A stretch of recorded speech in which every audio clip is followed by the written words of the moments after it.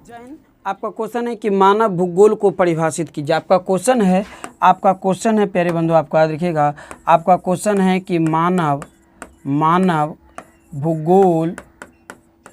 भूगोल को परिभाषित कीजिए। क्वेश्चन है कि मानव भूगोल को परिभाषित कीजिए। अब हमारे बातों को समझिएगा। ये जो संपूर्ण है, ये संपूर्ण को हम क्या कर दिए तो मानव भूगोल क्षेत्र कह देंगे। क्या कह देंगे तो आपको याद रखिएगा, कह देंगे भूगोल क्षेत्र। क्या कहेंगे, यह हो गया भूगोल क्षेत्र हो गया। क्या हो गया तो भूगोल क्षेत्र हो गया। और इसी भूगोल क्षेत्र में हमको किसका अध्ययन करना है तो इसी भूगोल क्षेत्र में हमको मानव का अध्ययन करना है। किसका, मानव का अध्ययन करना है। और इसी भूगोल क्षेत्र में हमको याद रखिएगा भौतिक पर्यावरण का। किसको तो आपको याद रखिएगा भौतिक पर्यावरण का। किसका तो आपको याद रखिएगा भौतिक पर्यावरण। एक मिनट देखिएगा क्या हो जाता है जी, पूरे क्यों मिट जाता है। तो आपको याद रखिएगा भौतिक, क्या रखिएगा तो भौतिक पर्यावरण क्या करते हैं तो इसी भौगोलिक क्षेत्र में किसका अध्ययन करते हैं तो भौतिक पर्यावरण के। किसका तो भौतिक पर्यावरण का अध्ययन करते हैं। भौतिक पर्यावरण। अब भौतिक पर्यावरण के अंतर्गत आता है, आपको याद रखिएगा कि भौतिक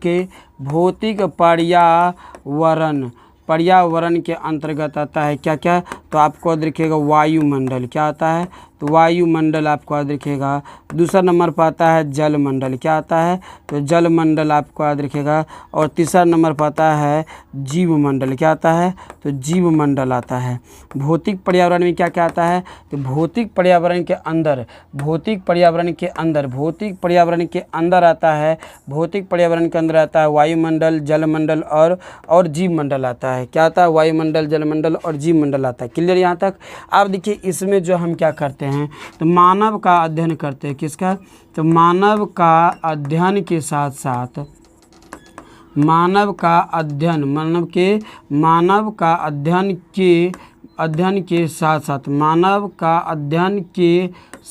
आपको याद रखिएगा मानव के अध्ययन के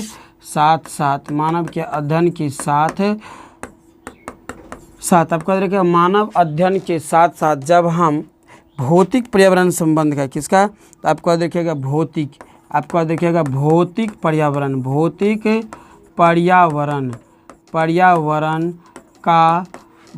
पर्यावरण का क्या करते हैं भौतिक पर्यावरण का अध्ययन करते हैं। क्या करते हैं अध्ययन करते हैं भौतिक पर्यावरण का अध्ययन करते हैं तो वह क्या कहलाता है तो मानव भूगोल क्षेत्र कहलाता है। वो क्या कहलाता है प्यारे बंधुओं तो आपको याद रखिएगा वह मानव भूगोल क्षेत्र कहलाता है। क्या कहलाता है तो मानव भूगोल क्षेत्र कहलाता है। भूगोल क्षेत्र कहलाता है।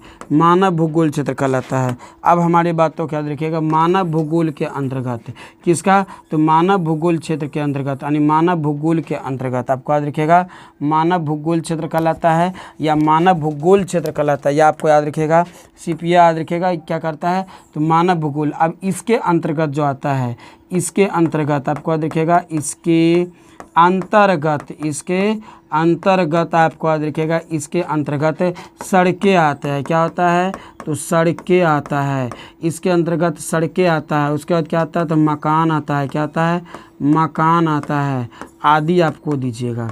इसके अंतर्गत क्या होता है तो मानव भूगोल के अंतर्गत सड़कें, मकान आदि। और आपको याद रखिएगा भौतिक पर्यावरण के अंतर्गत तो भौतिक पर्यावरण के अंतर्गत आपको यहाँ पर ये चीज़ को याद रखिएगा भौतिक पर्यावरण। किसका भौतिक पर्यावरण के अंतर्गत आता है। आपको याद रखना है प्यारे बंधुओं।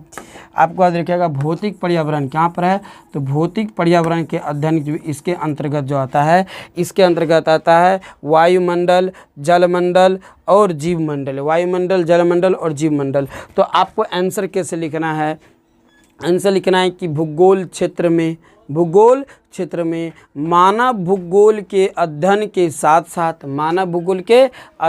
साथ जब हम भौतिक पर्यावरण का अध्ययन करते हैं तो क्या कहलाता है? तो मानव भूगोल क्षेत्र कहलाता है। पैराग्राफ चेंज करके लिखिएगा, भौतिक पर्यावरण के अंतर्गत वायुमंडल, जलमंडल और जीवमंडल आता है, जबकि मानव पर्यावरण के अंतर्गत, मानव भूगोल के अंतर्गत, मानव भूगोल के अंतर्गत मकान स्थल, सड़कें इत्यादि आता है। कैसा लगा हमारा क्वेश्चन प्यारे बंधुओं? आपको यदि क्वेश्चन अच्छा लगा हो तो आप हमारे चैनल को सब्सक्राइब कीजिएगा, लाइक कीजिएगा और शेयर जरूर कीजिएगा, आप नोट कर लीजिएगा। मुझे आशा और विश्वास